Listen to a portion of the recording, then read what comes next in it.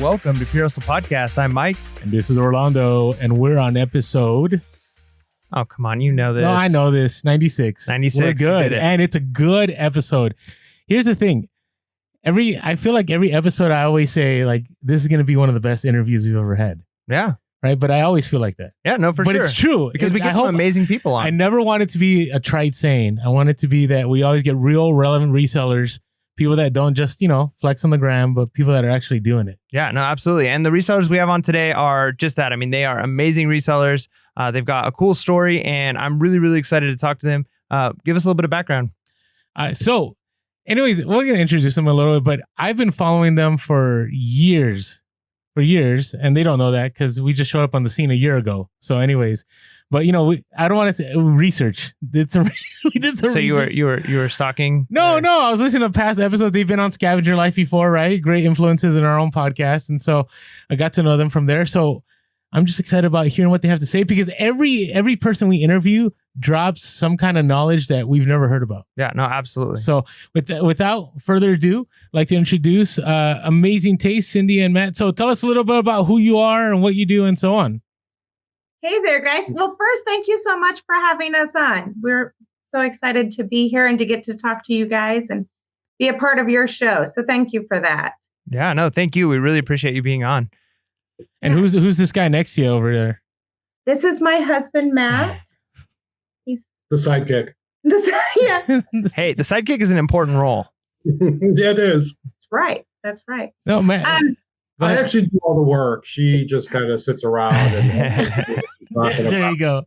I'm the one that keeps it going around here. Nice. Okay, so all right. So tell us. Okay, so I'm sure a lot of people listening know who you guys are just because they also listen to Scavenger Life or because they're on Instagram. But we have a lot of new listeners. We actually have a pretty young audience too. Yep. So, and I think that's come from the different platforms that we've been, out there sharing. So tell us a little bit, I know you guys are full-time resellers, but give us a quick, story about, I think it's been 16 plus years. Yeah. What did we figure the other day? Like I've said 16 years, I think for the last 3 years now. So yeah, probably been a little longer now, but I started a long time ago selling on eBay, built it up on my own. In the beginning, Matt said his goal in life was to never step foot into a thrift store. He wanted no part of this whatsoever. And then through the course of events, he was in a corporate job that you didn't like. And he set out a challenge for me. I wanted him to quit. I wanted him to quit and to come home and do this business with me. And so he said, it was probably in March or April. That he said, okay, if you can triple your sales by the end of the summer, I'll quit my job. Ooh. And I don't think you ever thought I could do it. Nope. And I said, challenge accepted.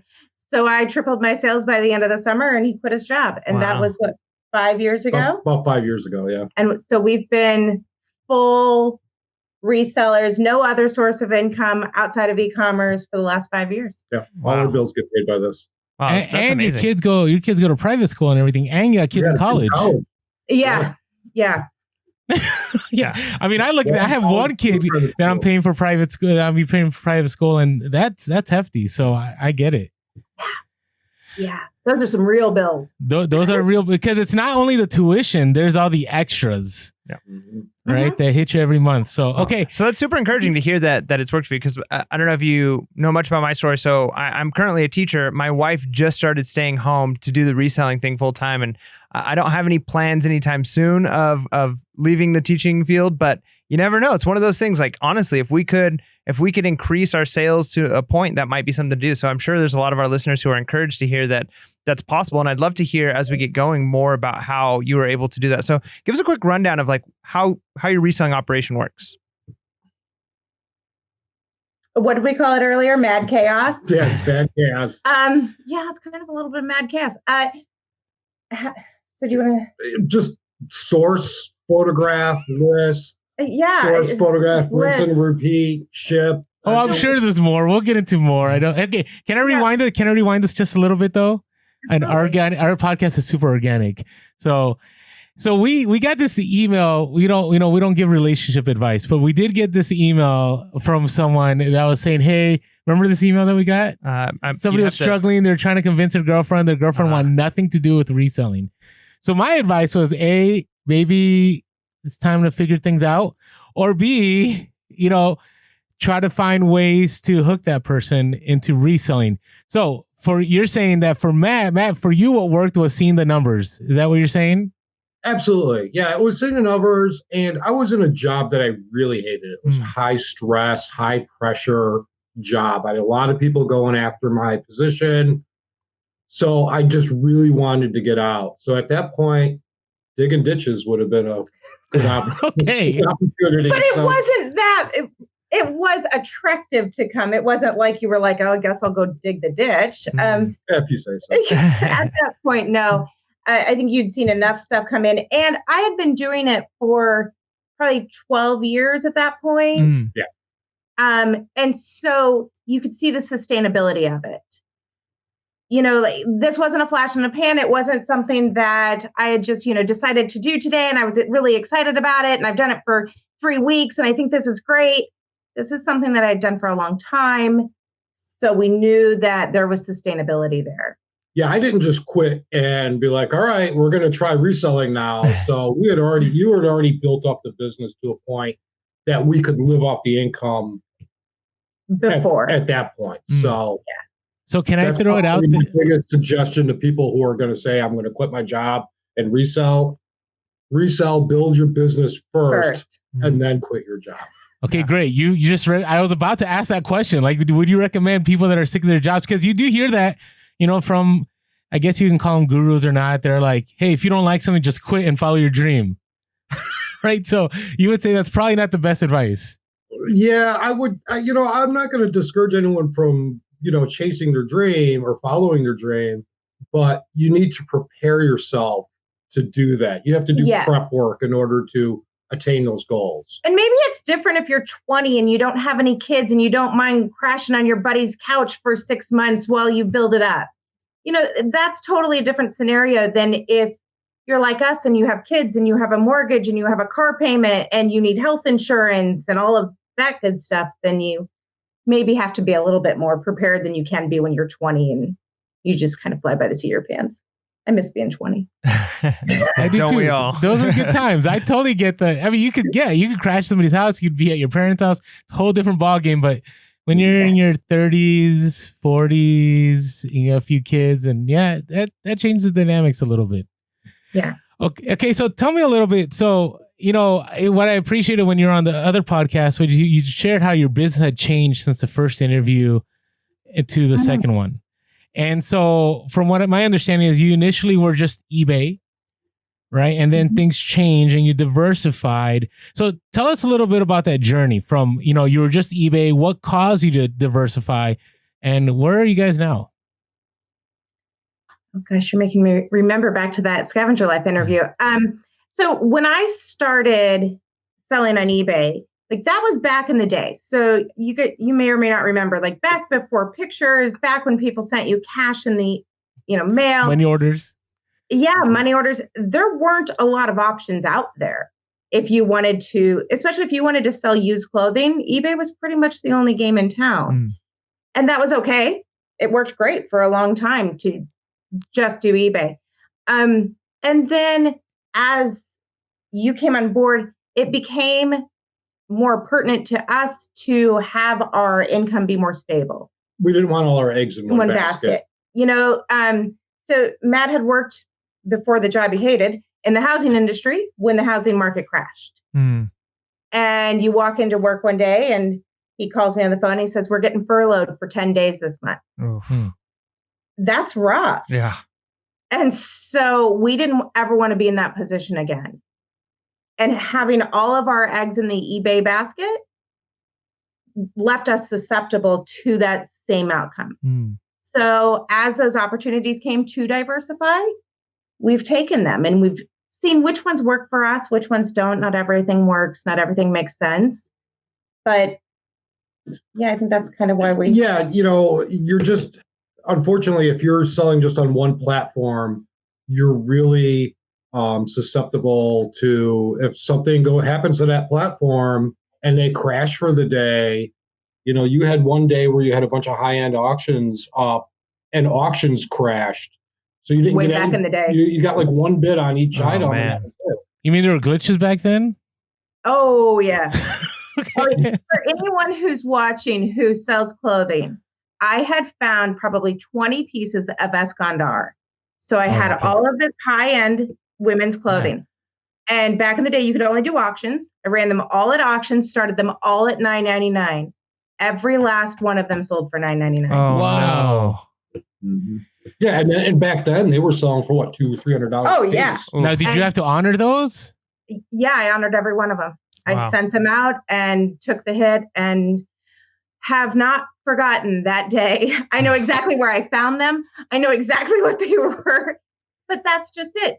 You're susceptible. It was a glitch. You know, the site went down as those auctions were ending and those buyers got a great deal. So just out of curiosity, do you guys use auctions anymore, or are you pretty much now like buy it now?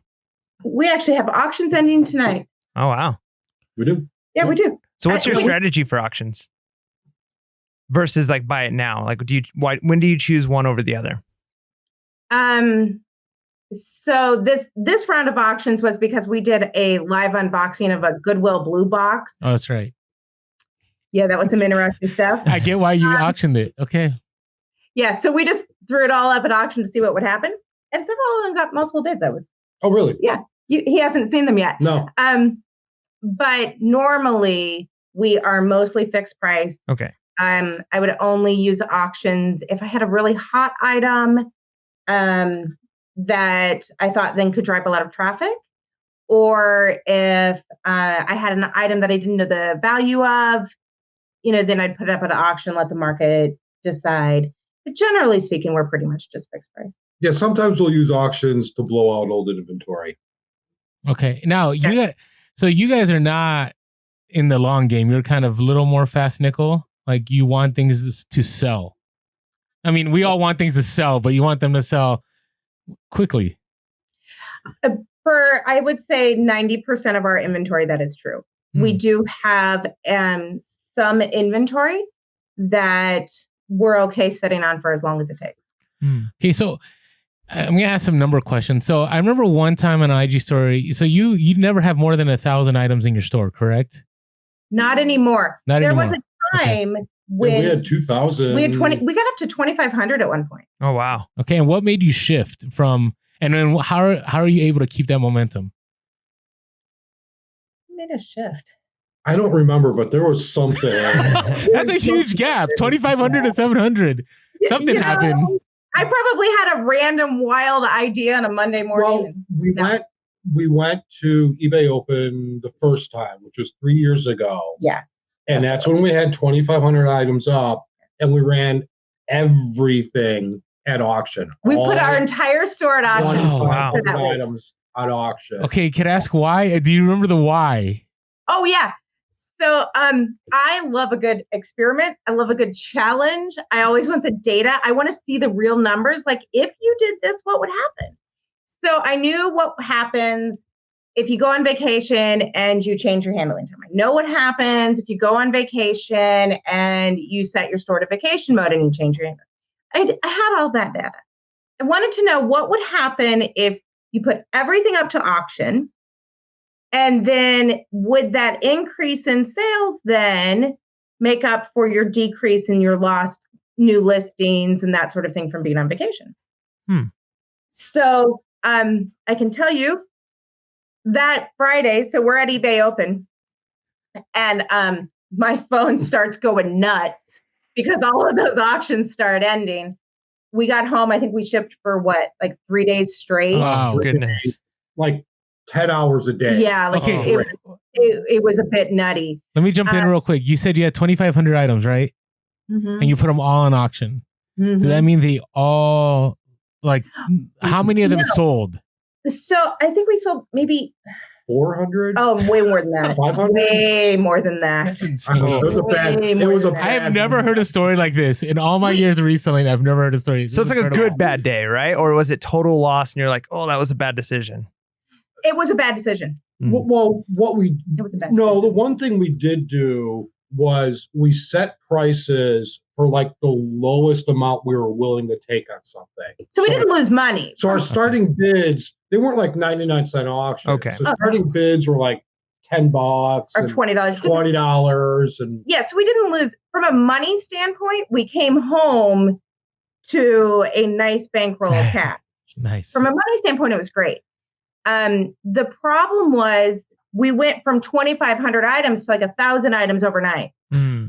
So then we have like no inventory. We've just gotten back from Vegas from eBay Open. You guys have now been to eBay Open. You know what that feels like. And it takes a few days just to get over to begin with.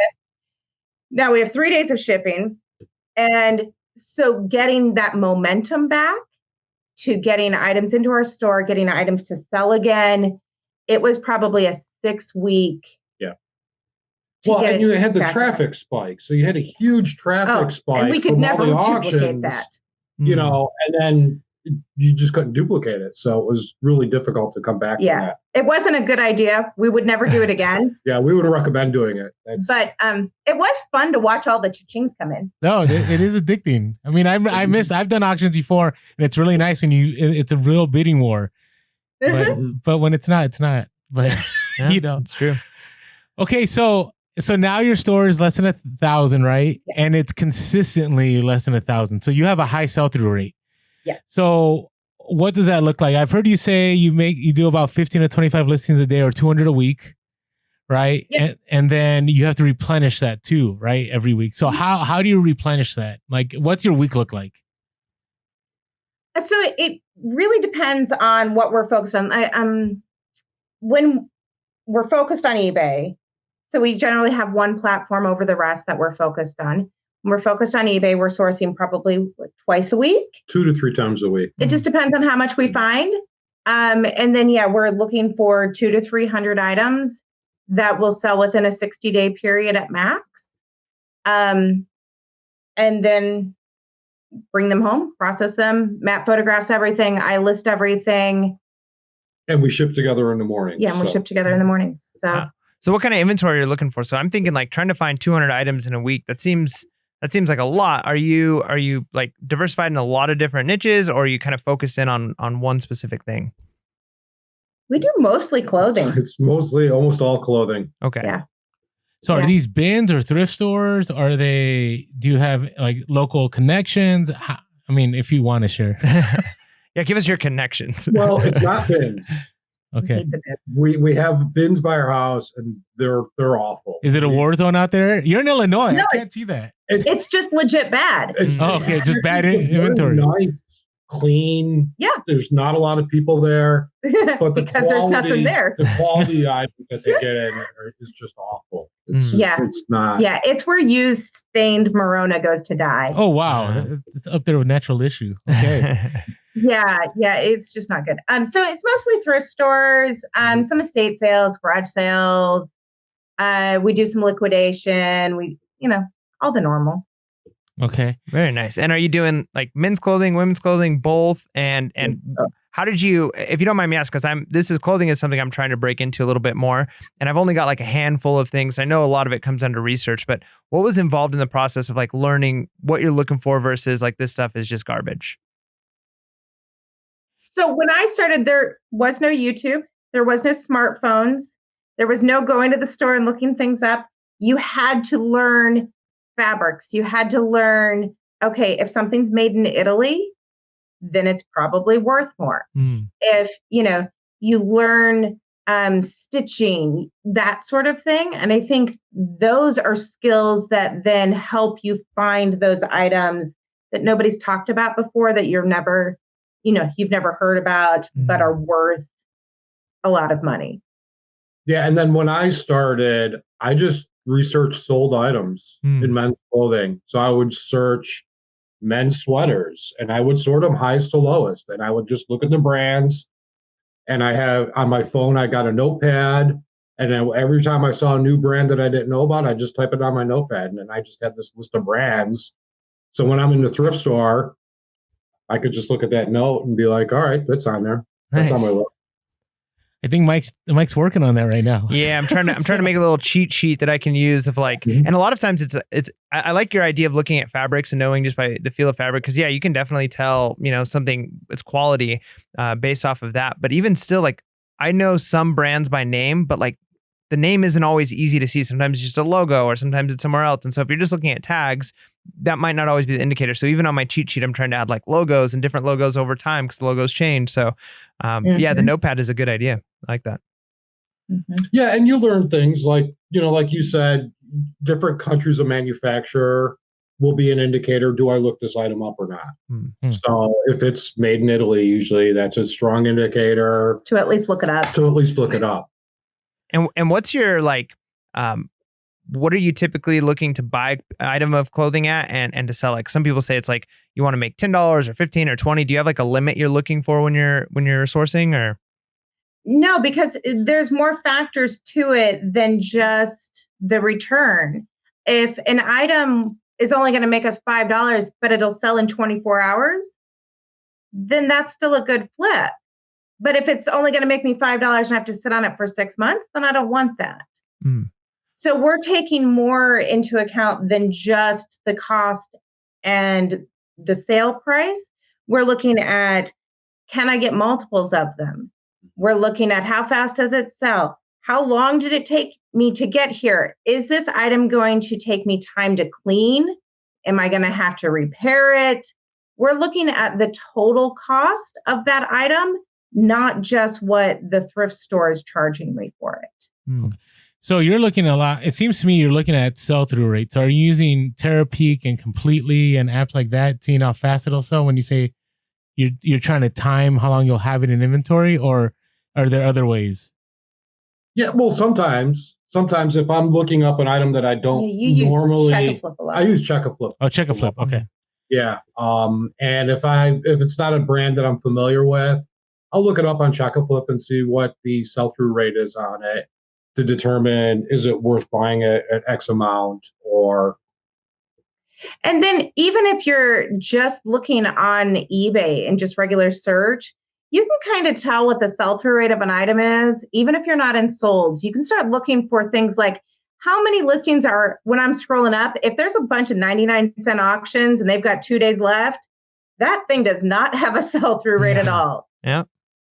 So if you've got a lot of auctions that have 2 or 3 days left, they've got no bids on them, the sell-through rate stinks. So I'm looking at kind of those, just things that you kind of catch the longer you do it. So I don't use Check-a-Flip or Completely, or I don't. You don't. I just use the eBay app. Is that what you're saying? Yeah, I'm just using the eBay app. eBay app and the knowledge you have, right? Yeah. I'm looking at, how many are listed, how many of those auctions have bids, are people. I look at things like, is it a weird number? So if it's like $12.63, that probably means it's been marked down several times. Interesting. So I'm looking for those kinds of indicators too. Okay, this has been on the site for a while. Now, when you say buy it now, do you have best offer or just buy it now? Always best offer. Okay. All right. So my question with the best offers then is, so there's different schools of thought. There's one, you hold out for the price that you want. Then there's the other, like you accept the offer as long as it's a little over 50% or whatever it is. Are you more prone to accept almost every offer that comes through to continue that sell rate? I just ask because, and we'll talk about algorithm in a little bit. It depends on the item. It depends on what my traffic metrics look for that day.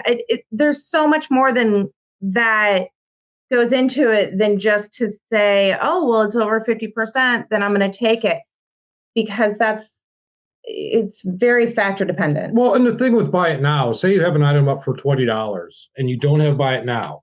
Best offer, I'm sorry. If someone came in and offered you $19, you missed the sale. Yeah. So. Yeah.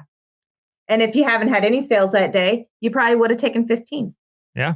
So, and that's it. We don't have those hard pressed, I have to get, 50%, or I'm going to hold out for the best price, because the market is constantly changing, and what sold yesterday may not sell today. You know, I'm reminded of the brand Ed Hardy. You guys remember Ed Hardy? Yeah, that was way back. They had all the cool highlighters and stuff. The skulls. Yeah, so back in the day, Ed Hardy was really big, and it was flipping great. And then John Gosselin came on and tanked the entire brand overnight. Wow. So overnight, all of those items that had a value here were now here. Wow. Was that another? I don't know who that was. Should I know? Was that another reseller or? No. Do you know this show, John and Kate plus 8? They were a reality. Oh yes. Right, okay. Yeah. Is that what happened? I didn't know. Okay. Yeah. Tanked the brand and the market fell.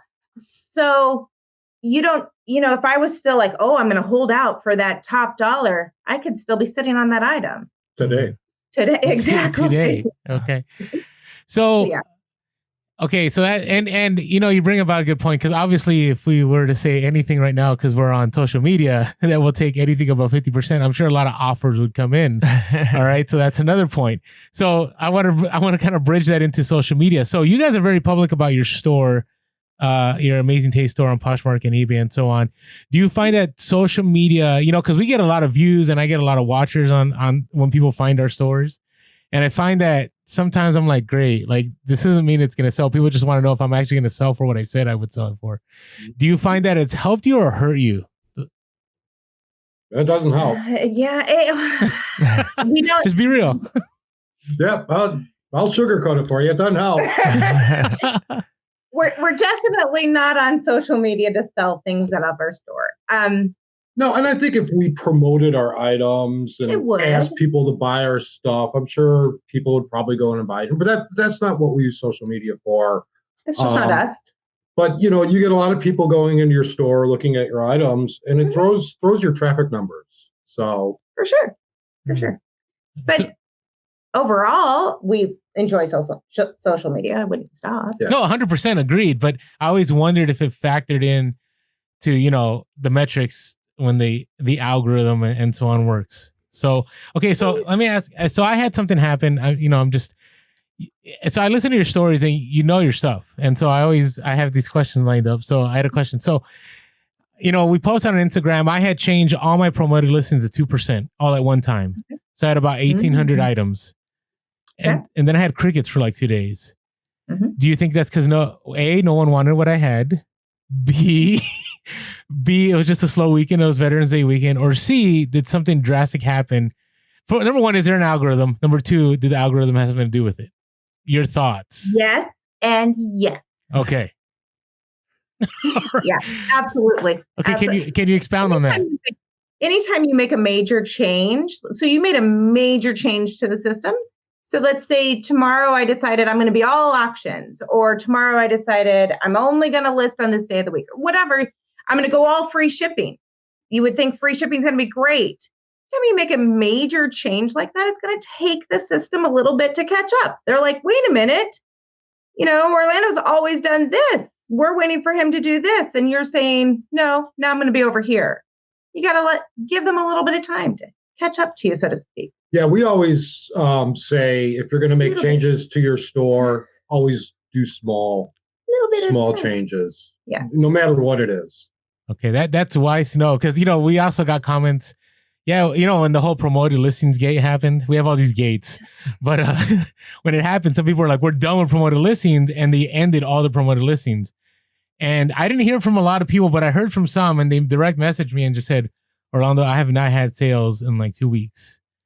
Mm-hmm. And I said, "Oh, that hurts. Like, I get it, especially when you're full time." So, okay. So word to the wise out there, if you're listening, don't make drastic changes. Yeah. And it's good also to hear from your experience that you definitely do believe, or at least see, that there's an algorithm affecting things. We sometimes get pushback that there's no algorithm. And it's one of those things where it's like, look at Cindy's face. Classic. Yeah. It's a computer program. It's a computer program. No. Algorithm. Yeah. Yeah. All right. Anyways. Okay. So, like, what are some I don't know if this actually makes sense what I'm going to ask. What are some algorithm best practices? The algorithm for any site is going to be item and store dependent. So there's a lot of moving factors. It's a big math equation. So we sell clothing. So our best practices in clothing are going to be a little bit different. May not necessarily be best practices in automotive or books or video games. So yeah, or even if you sell clothing, but you're in California and we're in Chicago, or you sell career wear, we sell cash.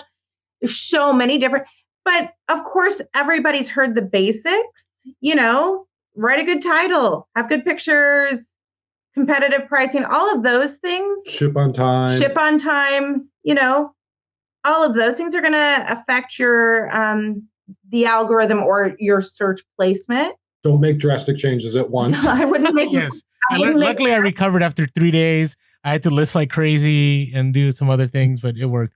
Now, would you say it goes all the way down to even getting back to buyers right away when they send you a message? Because I know Amazon has metrics and they track as how long it takes you to get back to people. Would you say the same applies to eBay? Yeah. Okay. All right. I got my answer. Okay. Yeah. Absolutely. Yeah. You have to remember that whether it's eBay or Amazon or Poshmark or Mercari, all of these sites want to have a good buyer experience. So when a buyer has a positive experience on the site, they're more likely to come back and buy again. That helps us as sellers. That helps the sites make more money in fees. Right. So anything that is going to impact whether or not a buyer has a good positive experience is going to be impactful to your search placement or the algorithm. Yeah, and I've noticed, and you can tell me if this is more conspiracy and Orlando just needs to go put his tinfoil hat, which I would buy from you guys if you sold them, because you're known for them. Not because they're conspiracy people, but they wear tinfoil hats sometimes, Mike, in case you're not aware. But Mike's like, what are you talking about? So I've noticed, and this has just been my observation, that sometimes it seems that if you have certain words in your messages, things slow down. So if I say out of stock, or this is unavailable, or I can't ship I don't know what the words are. Now we're all getting a little conspiracy. We have a conspiracy episode coming in a few weeks, but we do a one a year. Well, this is our second year, but we do one a year conspiracy episode. Oh, we have some good ones. Oh, we want to hear off air. We'll ask you. We would love to. We would like to talk about these. But again, anything that's going to lead the system to think that there's a positive or a negative buyer experience. Those are all things that you want to be aware of. Okay. All things that you want to, it just makes better business sense too. You want to be providing your customer, your potential buyer, with the best experience possible, so that they'll come back to you. Even if you're telling somebody I'm out of stock on this item, if there's a way that you could change that and upsell them a different item, then that doesn't only provide a better buyer experience, but it potentially gets you a sale. There are a lot of ways that you could be like, you know what, I don't have that item right now, but I do have this item. I'd be happy to give you 10% off on it. Yeah, that's good. Yeah. So since we're talking about algorithms, and you've also mentioned Poshmark, I know Poshmark's, it's set up a little differently, and some people complain, and there is that element of like the share, right? So what has been your experience with Poshmark? How does it compare to eBay? What are your tips and tricks there? We're quitting Poshmark. We've let it go. Yeah, we haven't sold on Poshmark in 3 months, maybe. Yeah, I've still got some stuff up there, but it's nothing that, I would dig it out and ship it if it sold today, but nothing that we intend to sell. Poshmark is Poshmark's a lot of work. Mm-hmm. I love the Poshmark community. Mm-hmm. I think the community of Poshmark sellers is fantastic. And so I maybe held on to Poshmark as a business model for longer than I should have, because you got emotionally attached. I got emotionally attached to the community because I love the community. But for us, our items sell very, very quickly on eBay, knock on wood, generally speaking. So it doesn't make sense for us to take that time to cross-post those items and then have to share it, deal with that algorithm, deal with that, all of that, deal with the inventory control. Well, and we were looking at the ROI, the time investment for Poshmark, cross-listing, and the sharing and all of it just didn't make sense for us to continue to sell on Poshmark. Because that time that I was putting into Poshmark, I could be listing how many more items on eBay. And yeah, when we did the math, it just didn't make sense for today. Yeah, and that can change tomorrow. I mean, yeah, we're not against Poshmark in any way, shape, or form. Absolutely not. No. Now, are there any other platforms that you are using? Because you did kind of mention like you didn't want all your eggs in one basket, or has eBay kind of been enough and stable enough, or is there something else that you're using currently?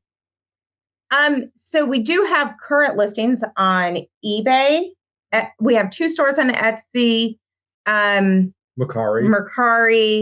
Of course, we have Amazon, and then we have merch. And so we have print-on-demand products that are on merch. TeePublic. KDP. Oh, yeah. We have KDP. We have Redbubble, Teespring. Wow, you're all over the place. I've not heard Redbubble. I've heard everything else but Redbubble. That's a new one. What is Redbubble? Redbubble is just like a TeePublic or a Teespring. It's the same kind of scenario. All right, merch. Okay. So let's land on Etsy a little bit. We don't talk about Etsy much. I think we've only talked about Etsy once with the college picker because he uses Etsy. So Etsy just rolled out, we always, we get upset at eBay now. It seems that Etsy rolled out what eBay attempted to roll out, I think like 4 years ago. Do you remember that when they had the defect rates? Oh, that was terrible. Terrible. Like that was bad. So for those that are listening that are thinking of Etsy, so what has Etsy rolled out? Can you share it with us real quick in like 30 seconds? So Etsy rolled out new it's ODR, which I can't defect rating. Seller guidelines. Order defect rating. Yeah, so it's a seller guidelines, and what they are saying your defect percentage has to be in order to continue to sell on Etsy. Of course, they have different words for it because they're not using the same words as eBay used, but to keep it in eBay terms, they put out a seller update and said you have to be below 1% of your defect rate in order to continue to sell. And yes, 1% is incredibly low. Yeah. And within that, then they also said you can be under 1%, but if you get 3 strikes in the lifetime of your store, it's 3 strikes and you're out. Wow. Which is ridiculously low. Yeah. Now there is some talk in the Etsy community that the reason why a lot of people couldn't see that ODR rating, like I had put a workaround in my story, like you could go and you could switch some words in a web address and get it to come up. The reason why some people still couldn't see that is that it hasn't been fully released. And so there is some talk that because people lost their minds, I bet. Which I mean, that's how it was with eBay 4 years ago when that defect. It was only around for 6 months. It wasn't around for that long. Well, and that's just brings us to the point of diversifying platforms. Because if we were all in on Etsy, I would have cried. We would be. Granted, we don't have to worry about that today, but that's a very real worry. I mean, you could be kicked off of Etsy tomorrow. Yeah, you could have 3 people buy stuff and give you bad reviews tonight and be kicked off tomorrow. You have 3 people on social that just don't like you. It just. And it was Etsy that you tripled your income initially, right? That convinced Matt to jump over. Was it? No, it wasn't. eBay. Oh, it was eBay. Okay. Yeah, I tripled my income on eBay. Okay. But so the rumblings is that maybe Etsy will rethink that a little bit, pull it back a little bit, dial it down a little bit, because they do have a call center now. And from the people that I know who called it, they got a lot of calls that They've day. been inundated with calls. That's great. Like the power of the mob, right? Just call up and we will all leave. So would you rather work for Etsy call center or eBay call center right now? That's just what I'm wondering right now. I think I'm quitting either one. It's wrong. All right. So so let's talk about, I don't want to talk too much about glitches here, but I just want to land here for a little bit. So our observation has been that since item specifics, Glitchgate happened a little over a month ago. It's been over a month ago, huh? I think so. It's been a while. Okay. That pretty much most items that I've noticed that has sold that were listed after Glitchgate. Since you sell so much, you maybe don't experience that because you sell through so fast. So maybe you didn't notice that, but did you see any kind of impact like that? No, we haven't seen. We're still selling older items. Oh, good. Yeah. Okay. And you haven't fixed any of them either. I'm through maybe 10% of them now. Okay. All I'm getting there. But that's about 70 then. I'm getting there.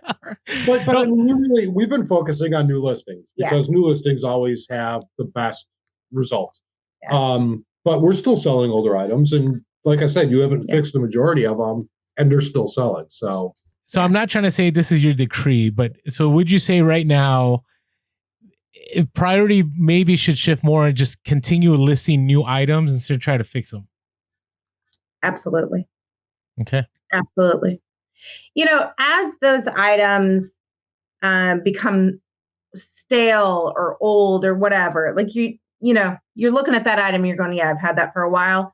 Then you're going to end that item and you're going to sell similar. You're going to take it all the way down, whatever. At that moment, then you fix it. Then you clean up the item specifics, which you should be doing anyway. Mm-hmm. Anytime you are ending an older item and doing sell similar, you should be looking at the title. Do I have the right keywords in it? Do I have the right price? Yeah, I had a sweater that was supposed to be listed at $34, and I listed it at $3,400. Nice. Hey, wouldn't that have been crazy if that sold? If someone was like, "This must be a really good sweater." The market decided. Exactly. Yeah. So that's why I didn't sell. Is the shipping correct? You know, all of those little things that sometimes you just get going fast. And I've had instances where, you know, my description was wrong. Or you spelled the title wrong, or you put the wrong brand name on it by mistake. I mean, yeah, those kinds of things. So you should be checking those anyway. So as a part of that process, when I'm looking at, okay, why hasn't this item sold? Is this a brand that we need to stop picking up? Is it a style we need to stop picking up? Is it a size that we need to stop picking up? Did I mess up the listing? Whatever. Within that process, I'm fixing them. But yeah, not that many a day. All right. So since eBay went to all good till cancel, there seems to be two camps. There's the one camp of you discussed sell and sell similar.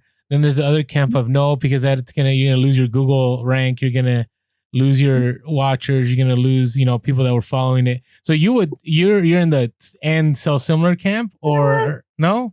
Okay. I would say that I am firmly based in both camps. Okay. I like that. Is that a possibility? Such a politician. Sure. So on an item, let's say I have an item with multiple quantities, and it is a commodity item. So what would be a commodity item? Like a pair of socks. Like a pair of socks. Okay. So I've got multiple pairs of this sock. Then I wanted to stay good till canceled because I want it to show up in Google. I want to keep that sales history going. I want, all of that stuff I want to keep.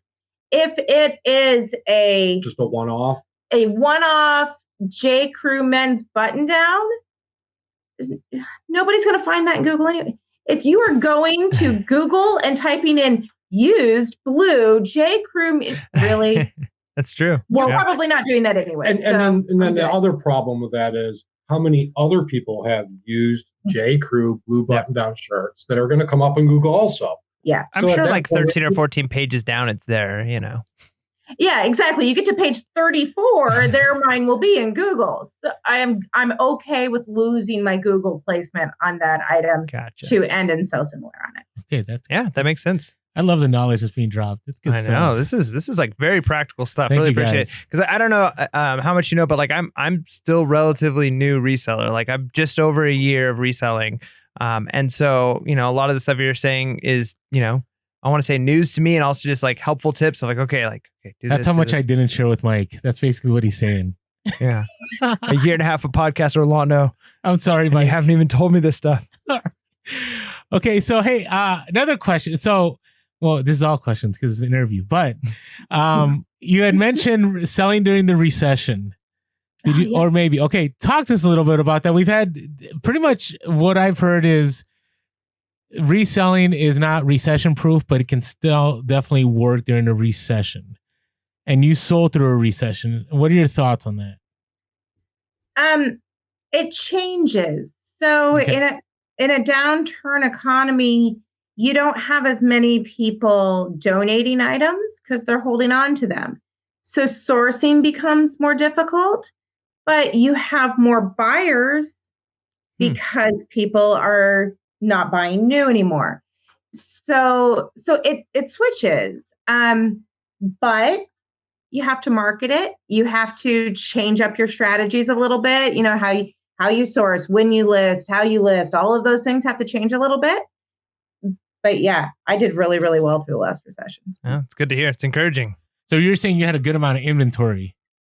No. Okay. Yeah, that was before I quit. So no, we are team no death pile ever. Nice. Ever. Nice. Ever. Okay. Yeah. We do not have inventory that we don't get listed. Nice. And never. No. yeah, what's the longest you go? Like, what's that? What's the longest you go between like sourcing an item before it's listed? I think they're saying like when they drop it off on the floor, ends up on the mannequin, like ASAP. Yeah, it's 3 days maximum. 3 days max. Like we source today, tomorrow we'll process it, and you'll start listing it tomorrow. Nice. Yeah. Nice. Yeah. So yeah, I didn't, but you have to become maybe a little bit more creative in how you source. So, you know, instead of just going to one thrift store, maybe you have to go to 5 or 6. Maybe you start, you know, reaching out to your friends and family. Don't take stuff to the Goodwill. Let me come and pick it up. That kind of thing. Yeah. So you have to become a little bit more creative in how you source, but there are always ways. Where there's a will, there's a way. Always. Nice. So I got a question for you. So you guys have been doing this for a while now, and as a pair, as a team, which, you know, that presents its own positives, and sometimes, you know, that could be issues for some people. Now, my question though is like, what are some tips that you have for resellers to prevent burnout? Because I know even for me, like doing this short time, there's times where it's like things sell, and I've got to go ship it and get it to the office, and I don't want to do it tonight because I've got other stuff going on. Like how do you prevent burnout? We look at our bills. And we say, we got to work. You got to work. We got to pay bills. You know, I think it's a job. For you, yeah. For us, this is our job. And you're going to get burned out. I mean, it's inevitable. There are times where we're like, you know, I don't want to do this. I don't want to do this. It's a job. I mean, but you have to realize we're paying bills with it. So we have to do it. But I would say one of the things that I like to do, and he loves it when I do this, I love a challenge. I love to try something new. So any random day of the week, he might get up and I'll be like, I have this idea. We could do this, and then we could try this, and then we wind up with 2,500 items on auction. That is one of the wildest stories I've ever heard in reselling. 2,500 auction. All right, keep going. But those kind of experiments, like try the bins, try retail arbitrage. We tried the hard goods. That was an epic fail too. Or just try going to new thrift stores. Yeah. Or new sourcing areas. Someplace that you didn't normally go to. You know, just change it up a little bit. I mean, yeah, it keeps it fresh. Yeah.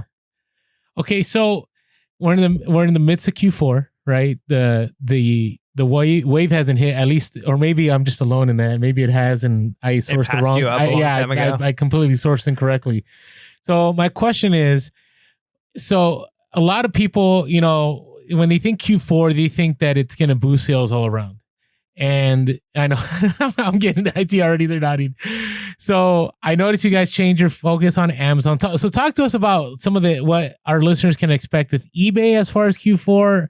And then why do you guys shift to Amazon? Well, this is the first year we ever have. And actually, in regards to eBay, Q4, I mean, people throw Q4 around like it's this golden time of the year that everything sells. It depends on what you sell. You know, if I'm selling swimwear, Q4 is not my busiest time of year. Yeah. I don't care if it's Christmas or Thanksgiving.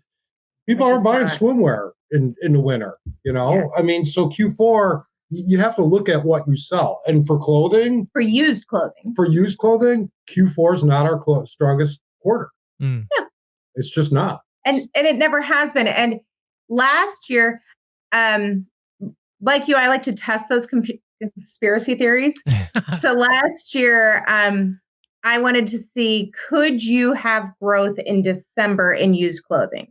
So last year we doubled down on eBay and had one of our best months ever. I think we had our best month of 2018 in December last year. Really? So it can be done. Was it a lot of work? It was a lot of work. But we were sourcing and listing the same day. The same day then. So we would source, photograph, list the same day, and rinse and repeat every day. So what do you, when you say every day, do you mean like, okay, I know you get up like at 3 a.m. or something, Cyndi, because your IG stories are up, and I look and it's like I get up like at 9, and I look and it's like 6 hours ago. I'm like, oh wow, that's like you definitely are. That's good. That's something that people get on me that I need to wake up earlier, and Cyndi probably agrees with that. But my question is, what was my question? You know what my question was? I ain't got any idea. I was landing somewhere with this one. Okay. I love organic podcasts. So, here's my question. What does it look like throughout the day? Does that mean, you're waking up, you're doing some shipping, and then from 9 a.m. until 1, you're sourcing, and then from 1 to 4, you're getting the listings done? What does that full day look like when you're really intense? When we're really intense, Matt will get ahead of me in the photographing. So I get up stupid early, like admittedly stupid early. Matt doesn't. But that's just because I'm a big believer in just your natural body clock. And when you just naturally wake up, that's just when I naturally wake up. So I'll get up at 3:30, and I will list then. My best days are when I have all of my listings done by 7:30 in the morning. Nice. So I've knocked them all out by 7:30. Then we ship, then we source, and then I'm napping at 1, 2 o'clock in the afternoon, and Matt's taking photographs. Okay. And so, that's just what works for us. But yeah, so last year we pushed against eBay to prove that it could be done. This year we wanted to see, one of the conspiracy theories I hear a lot is that you can't do well on Amazon if you're not ungated in all the major brands. It's too hard. You can't find enough stuff, whatever. So challenge accepted. Matt loves me so very much. I said, okay, let's see what happens. What would happen if we backed off of eBay, did just enough to cover the bills, because, still have to pay the bills. But then we took all of that extra time and money and effort and dropped it into Amazon. We've done Amazon on a very small scale for a very long time. So we understand it, but we're still gated in all those major brands. So I wanted to see what would happen. All right. So that's what we're doing. I love it. I love hearing. I mean, I think one of the reasons, you talk about it's a job, but it seems both of you love the adventure. Absolutely. Oh yeah. It's the best job I've ever had. Yeah. That's absolutely good. That's so good to hear. Okay. So, and speaking of that, you had mentioned on Scavenger Life at one point that you had gotten into wholesale and so on. Are you still doing some of that? Not right now. We have wholesaled items direct in from China. We have, we've done liquidation, and there is that difference. We've done both sides, but not right now. Would you see it's ultra competitive and the margins are really thin still? More than they were when you were doing it years ago? Yes. Yeah. And that just goes across the board, I think. Yeah. The risk level on wholesale is significantly higher. Really? Than probably anything else you could do. Because in order to do wholesale well, you need to bring in lots of a single item. So instead of having 100 different items from the thrift store, so I have 100 hooks in the water. I have all the same item. I have 100 of the same exact item. So I've just narrowed my buyer field way, way, way down. And I've had to upfront all of that money. And then you're looking at, there's a lot of other things that can go wrong. You've got things that come in wrong, things that come in that we got some stuff in that was just garbage. The initial one was great. We placed our order. They were that's we couldn't give them away. It was bad. It was bad. But you live and learn. Yeah, no, that's crazy. So other than the big debacle of putting everything on on auction, right? Your 2,500 items on auction. What have been some of maybe like your biggest failure as a reseller, and then like your biggest success as a reseller? Which one do you want? The bins was our biggest failure. Going to the bins. I mean, we heard everybody talking about the bins. Going to the bins, it's great. It's 10 cents a pound or whatever it is, 30 cents a pound. So you go in there and, we're like, well, this is only 10 cents a pound. And so we're going to buy it and I'm going to turn. Well, it was, unfortunately, this holds true for our bins. Now, this may not hold true for everybody. Some people have beautiful bins. Yeah, some people have where they get great items. Ours just wasn't that case, and it was a big failure. And we just followed the crowd because everyone else was doing it and succeeding at it. Well, we like to test everything. Yeah. So, the good, the bad, the ugly. We like to, anything that pops up that we kind of hear over and over and over again, we're like, all right, we're game. We'll try it. See what happens. Yeah, it was not good. So how long did that go on for? Like, did you keep saying this will get better, like tomorrow, or were you? We tried for about a solid month. We did the bins. And we sourced the bins, and we, because you're buying stuff super cheap, right? But what we found was you're there, you've been there forever, you've touched, the wet. Mm-hmm. And now you're like, okay, you've been there, like you touched the wet. And so you're like, I'm going to make this trip worth it because I have gone through all this. So now you start throwing stuff into your cart that maybe is not so the desperation sourcing. Yeah, cart filler. I want to feel better by the time I get home. But then when you get home, you still have to process, because we're team no death pile. You still have to process all that. You have to list all of that. So from a time vantage point, it was ridiculous how much time it was taking us to then process and list what was essentially cart filling. That stuff sold and there was still money there, but it just didn't make sense financially. We didn't see the ROI. No, it just wasn't there. So that was we've had a few. That was a failure. We tried to raise our ASP. That was a big one for a while. Everybody said, "Oh, you just need to raise your ASP. Just sell higher priced items." So for our listeners, that's average sale price. Yep. It's just that easy. You just sell the higher priced items. That was a failure. So why was that a failure? Was it there wasn't enough to source, or there was not enough buyers? The sell through rate was low. Both. Well, sell through rate's a lot lower on higher price items because you have less people looking for them. So you're going to go through this period then where you went from having regular sales. Now you start listing only high end items and you have no sales. And if you have to pay your mortgage, that's not going to be good. Yeah. You better have some savings for that period. So that's rough. And then, everybody says, source higher end items. That's great. I don't know about you guys, but we don't leave higher price items behind at the store just because we didn't feel like listing them. Right. Exactly.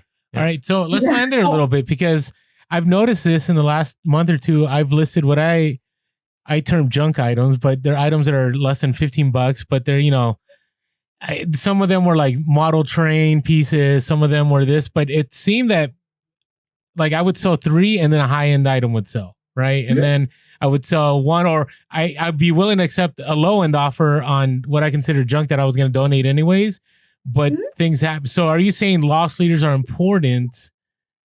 Not loss leaders. Okay. I don't believe in taking a loss on anything. All right, that's good to know. Well, I didn't lose money on any of it, but that's just the term I gave on it. But okay. Yeah. Loss leaders, I don't think is a right term for it, but you want to have traffic. Yeah. You want to keep traffic going in your store. eBay, you want to show eBay, hey, I'm willing, or Poshmark or whatever, I'm willing to sell things, and I have items people want. Right. Yeah. So it's good to have items that the margins aren't high, but just so you have things that brings traffic that people will buy. And then hopefully you'll have other buyers that show up as the algorithm pushes you up in the search. That's why we said we don't look at, okay, I won't buy an item for $5 that sells for $15. Because I very well might if it sells in 24 hours. I for sure will if I can buy 10 of them. Right. I'm going to dance out of there if there's 20 of them. Yeah. So it's not about, I only spend $3 if I can make 20. It's so much more complicated than that. Yeah. No, that's good. No, these are nuances. I mean, I've heard them, but I appreciate you validating them. So that's good. Yeah, and again, we sell primarily used clothing, and this is what works for us. If you sell auto It's parts, a totally different game. or if you're selling DVDs, It's a totally different game. the rules might be a little bit different. You know, the overall gist of the theme is probably there, but there's going to be different nuances in what category you sell on. So And where you are, yeah, and how much you can source, and how fast you can list it, and all of those things. Yeah, it's all very case dependent. Yeah, that's good. So I have a couple of examples, and we all do as resellers. But on the podcast, I've talked a few times about some items that I've been able to buy for like really cheap. I had a Apple hat, I had a calculator, and they've sold for like over $100. Like the calculator I bought for $4, it sells for $375, and those are the things that like hooked me and like I'm the most excited about. So do you have like an example or two of like an item that you were able to get for really inexpensive and it sold for just an astronomical price? The Apple poster. The Oh, Apple yes. Macintosh poster. You did find that. I found an old Apple Macintosh poster at a thrift store, and they just had these big boxes of posters. And this thrift store we go to semi-regularly, and it gets picked hard. There's a lot of pickers that go in there. So we're going through these posters, and I find this, and I see this as an old Apple, and I'm like, I know these Apple ones. It turns out it was the drawer of the artist of The Simpsons, Matt Groening, I believe. Yeah. Drew this, and it was highly collectible. And what did we pay, like $1 for it? I think 99 cents. And we sold it for what, 150? Yeah, $150. Nice.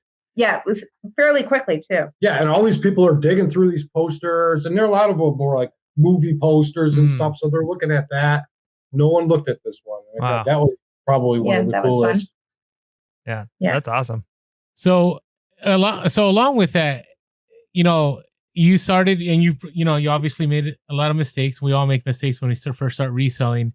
So what are some quick tips? Because we have a lot of new listeners that they jump on and they want to make things happen. What would you say are like some 3 very basic tips for people to like scale their early eBay? Is that pay attention to your titles. Okay. Your title is what is going to, that's the front door to your store. And so if your front door is, missing pieces, then nobody's coming in. So pay attention. I'd say absolutely pay attention to your titles. Don't make huge changes. I mean, don't make huge changes all at once. I don't. So I made a rookie mistake. Is basically what I'm hearing right now. But really, yeah. Learn slowly. Yeah. Don't jump into something with both feet right away. Take your time. Give yourself time and grace to grow. Yeah. And don't get discouraged. I mean, when you look at stories of other people and they're selling all this stuff and they're making all this money, you don't get discouraged because you're not necessarily there yet. I mean, yeah. Follow your own path. Yeah. I think that's important, that so many people, they want to go from 0 to 180 overnight, but that's not sustainable growth. Slow growth is sustainable growth. I like that. We can coin that. Slow growth is sustainable growth. That might be a merch item. Yeah. For them though, not us. That's our quote of the week for the week. Good job. But one of the biggest reasons that small businesses fail is that they grow too fast. So everybody wants to grow fast, but it's one of the biggest reasons why they fail. Because when you grow too fast, you don't have the systems in place to handle that growth. And so growing too fast will actually cause the demise of your business. So allow it to grow slowly so that growth is then sustainable and is going to last over years. And you're not going, we've seen a lot of sellers come and go. They grow too fast. They get too excited and then they burn out. I'm not just going to list 20 items a week on my first week. I'm going to list 200 items my first week. Well, then you burn out by the end of the first week. Allow yourself some grace. Oh, that's good. I think that's great. That's amazing. And that's just good life advice in a lot of things, such as business is kind of, we see that with all kinds of stuff, whether it's people with diets or exercise programs or whatever, like they go too far, too fast, and it ends up damaging them, and then they don't end up sticking through with it. So I like that idea of the slow growth. And I think that's also probably encouraging for a lot of our listeners, especially if they're just starting out or they're in that place where they feel like they're grinding, because it is a grind, right? Like it takes time. Yeah. So so let's talk about the grind a little bit. Let's be real here. So would you say you work more or less than you did in your corporate job now? And does it matter? Probably more. Yeah, I would say more. I work more now. Oh, yeah. But the thing is, I enjoy it, so it doesn't really feel like work. Yeah. When I'm taking photographs, I got the TV on, or I'm listening. He's yelling at The Price is Right. Yeah, I'm yelling at The Price is Right. Or I got music on. I'm not in this cubicle or in an office, and I don't have people just yelling at. Well, except for you yelling at me. But so it doesn't feel as much like work. Yeah. Yeah. We definitely work more than we did in corporate jobs, but I wouldn't trade it. Wouldn't trade it at all. I mean, are you really working when you're at home on your sofa in your pajamas? I mean, I think one of the biggest things, biggest piece of advice I can give to somebody who wants to or is thinking about doing this, it's you have to treat it like a job. Yeah. You can't just say, "Oh, I'm going to sleep in until 2 p.m. and maybe I'll work tomorrow." I mean, we have a routine. I mean, we get up in the morning and we ship and we photograph. So, yeah, we work it out. Yeah, that's good. Unless I say, "Ooh, I have an idea," and then the whole plan goes. No, but I love hearing that, because I will say, when I jumped from part-time to full-time, I always heard people saying, I'd rather work 80 hours a week and not answer to anyone than work 40 hours and answer someone. And I thought, no, why would I want that? Like, that was my initial thought, right? And I really thought that the hours I was going to maintain was the same hours as, well, actually, I thought I was going to work less than a school administrator. Now, I do work less than when I was a school administrator, but I still work like crazy. Yeah. So I understand. So it's good to know, because I think the dream is sold a lot on social media, big time. Hey, Q4, I'm going to work really hard. I'm not going to work the rest of the year. Now, I do know a couple people here and there that are able to pull that off. If you can't, hats to you. But the reality is, to sustain things, especially if you're a full-time reseller, it's going to be a hustle. It's going to be a grind. So, And speaking of slow, steady growth, sustainable growth, what would you say? Where do you see yourself in the next 5 years? What's your plan 5 years from now? 5 years from now, knock on wood, all of our children will be grown and out of the house. Okay. So we will be hopefully close to done paying for college. So it will be the first time in our lives where we don't have kids at home and we're not paying for school. So we might just party for the entire Nice. But we want to be able to travel. We want to be able to do things that. Yeah, and I still see us reselling. Oh, well, it's in your blood. It gets in your blood. Yeah, we'll still be reselling in some aspect or another. 5 years is a long way away, and things change quickly sometimes. So, I mean, it's hard to say where we'll be or what platform we'll be selling on or what we'll be selling, but we'll still be doing it. We'll still be doing something for sure. Yeah, I get too bored. Oh, I know. That's comforting to hear, because you are right. The sell through, life expectancy, as far as, I mean, not sell through, but resellers that stay in the game. I can tell you, I mean, I've only done this, really seriously for 6 years, and in those 6 years, maybe over half of the people I used to see on social or on YouTube aren't there. They're gone. Yeah. Now, some of them have moved on to bigger things, maybe, but some of them just they're done with it. So, knowing that you guys are saying, "Hey, 5 years from now, we're okay doing this," that's awesome to hear. Oh, absolutely. Yeah. Oh, yeah. I have a plan on how I'm going to resell my butterscotch pudding at the nursing home. Oh, so nice. Reselling will always be there. That's hardcore hustle right there. I like that. She knew specifically the pudding too. It wasn't just I'm going to sell somebody. It's butterscotch pudding. Mm-hmm. I've done the market research. Yeah. The sell-through rate. Anyways, okay. Yeah. All right. Do you have your question that you always ask? Yeah, well, I mean, I was gonna ask it, but I feel like they gave us a good answer. But maybe you have something else out here. So, we didn't get a chance to talk a lot about your backstory, but I know, Cyndi and Matt, that you guys, you've had past experiences. You've got a lot of experiences here as a reseller. So as a teacher, I feel like one of my biggest responsibilities to like the young people is to like impart wisdom, right? Like something they could take on their life and apply to their life. And so I like to ask my guests, what are some things, or what is one thing you would say to somebody, like life advice that you've learned that you wish you could like impart onto somebody else? So it doesn't have to just be like young people, but like what's one or two things that you wish that you could tell somebody and say like, hey, do this in life and you'll be successful or happier or whatever. Trust your instincts. Mm. I think too often people follow the crowd. They follow the path that maybe society, your parents, whatever tells you to do.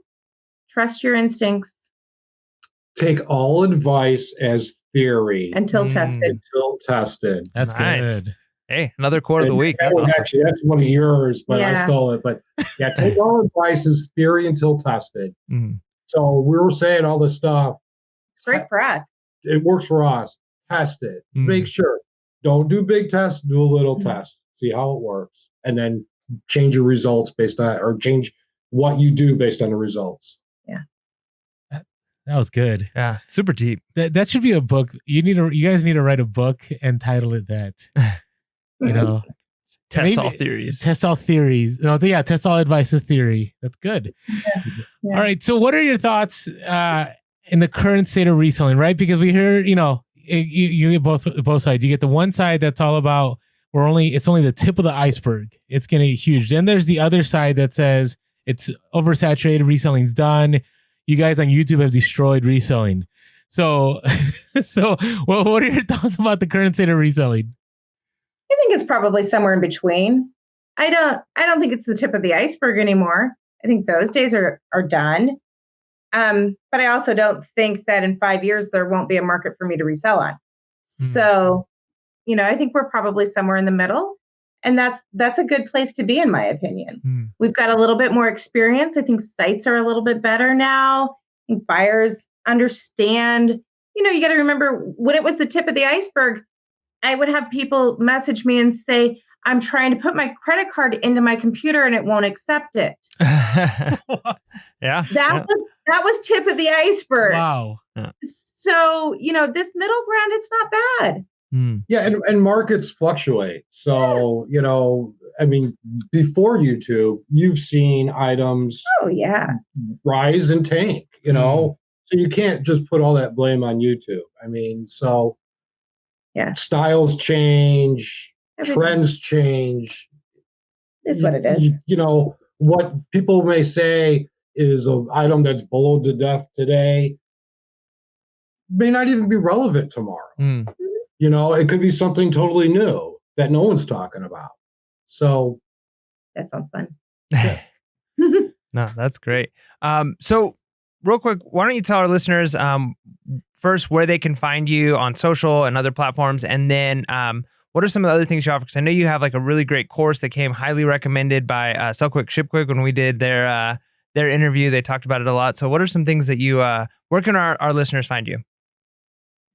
So on Instagram, we're Amazing Taste Store, because Amazing Taste was taken. So it's Amazing Taste Store. And then we have a YouTube channel. Yep. Yeah, it's just Amazing Taste. We'll put the link below. Description. So. Yeah. Put the link below. It's amazing something. Just Google amazing, and I'm sure you'll get great results. Your face You know, pop up as soon as you type in you're amazing. a reseller before a social media creator when you're like, I wonder what my social media tag was, So totally get it. No, that pays the bills. And I do have a coaching course. I'm going to do one in January. Don't know how often I will do it, but past that, very, very small groups. Really was set up as a way to help people, grow their businesses. It's not a beginner course by any stretch. Like there are great beginner courses out there. Like if you're just starting out, there are great videos. You guys do great videos. It's you've gotten all the low hanging fruit. This is the 201 class. Yeah. Okay. Yeah. This is a little bit higher up, a little higher level. So it's not for that beginner reseller at all. But yeah, I just am totally truthful because we're not great content promoters here. I just put up a post on Instagram and it usually sells out that day or within 2 days. Well, my wife and I definitely want to get in on that, so we need to sign up. Are you soon. right now signing up on her? So here's the thing: you gotta catch us with Amazing Taste on Instagram. Their Insta stories go up at 3 a.m. Pacific Standard Time. Maybe no, not even. That's a Midwest time? So that's like 3 o'clock Central Time. Yeah. No, I don't put up anything before 5:30. I try. Okay. So we do e-commerce. I've also done a lot of social media, and I've worked with a lot of small businesses on social media and that sort of thing. And I always say, my social media account is everything you shouldn't do in life. So it is like the anti, don't do it that way. Yes, they go very, very early because that's when I'm thinking and that's when I'm like planning my day. And yes, so it's very much what not to do. But it's great. Awesome. If you guys are listening, follow Amazing Taste Store on Instagram. A lot of great content dropped.